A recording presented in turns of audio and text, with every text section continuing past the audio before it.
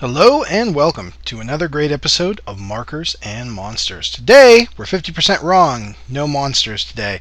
But we are going to do some markers, and we are going to talk about one of the best comedy science fiction series out there, Hitchhiker's Guide to the Galaxy. Let's get right into it. So, again, to start off, I'm doing 4.5 by 6.5 with a little pencil underlay, markers on top, ink on top of that, and then some highlights with a little bit of a white paint pen. Now, to talk about the Hitchhiker's Guide to the Galaxy, if you don't know what that is, Hitchhiker's Guide is a series of media, we'll say, mostly by the late, great Douglas Adams, who was a science fiction and comedy author. And initially, this was a radio broadcast, a radio play on the BBC from 1974, I believe. After that, it was put into books at the end of the 70s. Comic books, there was a great BBC miniseries TV show. Computer games, there was in the early 2000s, there was an American-made feature film. So it really spans a lot of different types of media.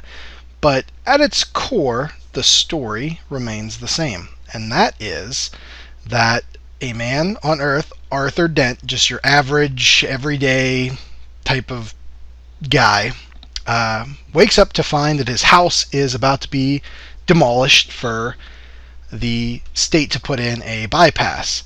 Not long after that, his best friend, Ford Prefect, comes up and says that, in fact, the entire Earth is going to be destroyed to put in an interspace bypass. So Ford and Arthur hitchhike off the planet and onto the ship of the Vogons, who are going to destroy the Earth, and they do. Spoiler. Not really a spoiler, but yeah, they destroy the Earth right in the beginning of the book. And from there, they hitchhike off again into various parts unknown. And Ford carries with him and is also writing for the Hitchhiker's Guide to the Galaxy, which is an electronic book or reference with "Don't Panic" written in big friendly letters right on the cover.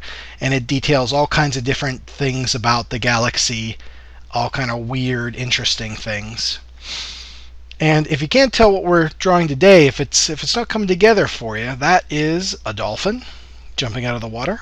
And he's going to be saying one of the famous lines from the book, which is "So long, and thanks for all the fish." Turns out that the dolphins are the second most intelligent species on the planet Earth, with humans being the third. Dolphins knew about the impending destruction of the Earth and tried to warn humanity, but their language, their attempts to communicate with humans, have all been seen as them jumping around, splashing in the water, whistling.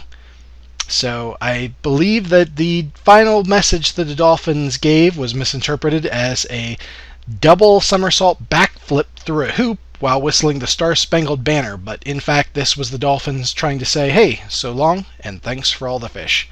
And the dolphins leave the Earth before its destruction by their own means, which is never really explained. I think in the Hitchhiker's Guide, what really struck a chord with me and tons of other people is just that it has a great sense of humor that is very intelligent as well.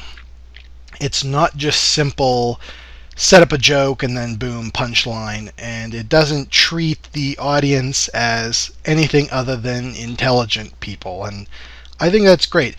A lot of comedy can really treat the audience like they're idiots, and that can be fine. That can be a lot of fun just to watch something stupid. I love some good dumb humor, but Hitchhiker's Guide really has some very intelligent humor in it, and I think that is very appreciated by fans of this kind of thing. Plus, in addition to great comedy, it's actually like really interesting science fiction, talking about various types of scientific discoveries all throughout the galaxy. A lot of them wacky, but still really interesting.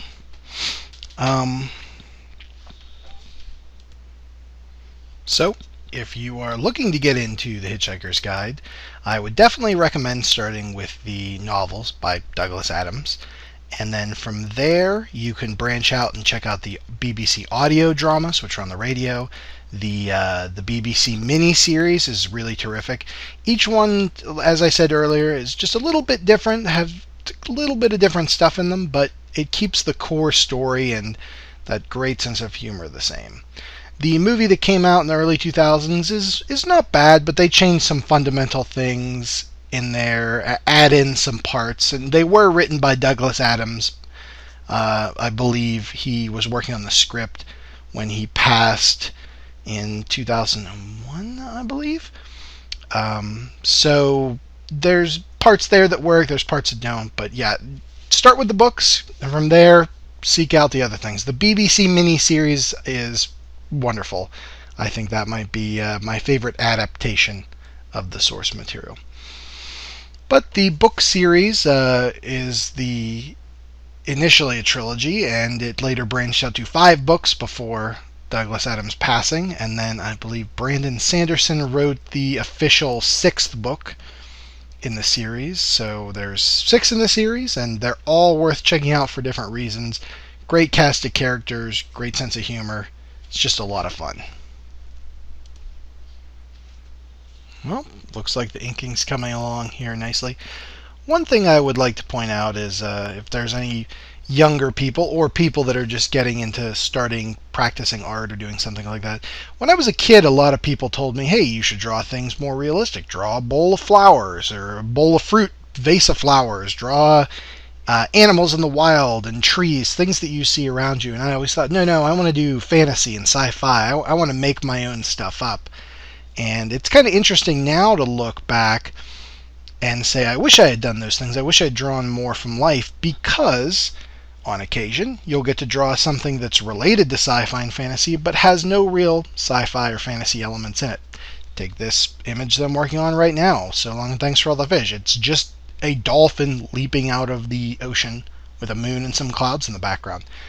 There's nothing inherently sci-fi about that. There's no robots, there's no dragons or anything like that. So if you do draw realistic stuff from life, if you add that into your practicing routine, if you're drawing, doing stuff like that, it can only help you later.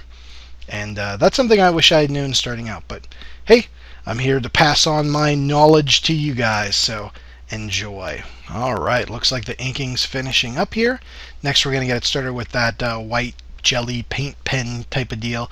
Those things are great. I love them. It saved my butt in a lot of occasions, and it's really great for doing on the markers. With goes well over the darks, as you'll see here, putting in some stars, and they are gonna just kind of pop right out, and that really adds a sense of life to the image, I think, at any rate.